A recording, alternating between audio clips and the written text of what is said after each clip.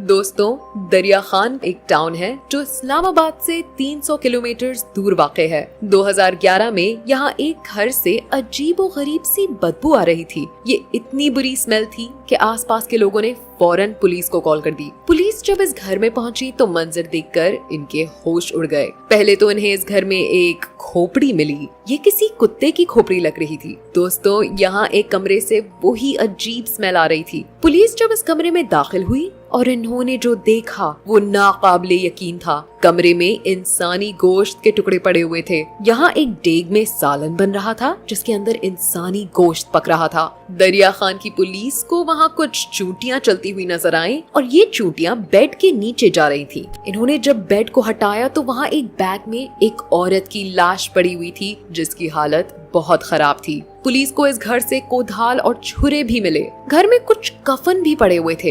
ये घर 2 भाइयों का था, मोहम्मद आरिफ और फरमान अहमद। ये दोनों यहाँ अपने वालिद और बहन के साथ रहा करते थे। पुलिस ने इन दोनों भाइयों को अरेस्ट कर लिया। दोस्तों, देखते ही देखते ये वाकया पूरे पाकिस्तान में मशहूर हो गया। 2 भाई जो इंसानी गोश्त खाते हुए पकड़े गए थे। ये जिस औरत की लाश को पका रहे थे उसका नाम सायरा था। ये कैंसर होने की वजह से इंतकाल कर गई थी। इसको दफनाया गया, लेकिन अगली सुबह इसकी कब्र खुली हुई मिली और वो मरी हुई औरत कब्र से गायब थी। ये दोनों भाई सायरा की लाश को कब्र से निकाल कर ले गए थे। इनके पड़ोसियों ने बताया कि इनके इलाके के कब्रिस्तान से पिछले 2 सालों में कई मुर्दे गायब हो चुके थे। उस कब्रिस्तान के केयर टेकर गुलाम हुसैन ने पुलिस को बताया कि इसने इन 2 भाइयों को यहाँ कई दफा देखा है, लेकिन इसने कभी भी इस बात पर ध्यान नहीं दिया था। बहरहाल फरमान ने बताया कि इसने पहली दफा सितंबर 2010 में एक कब्र से एक लाश को चुराया था जो एक मासूम बच्चे की लाश थी।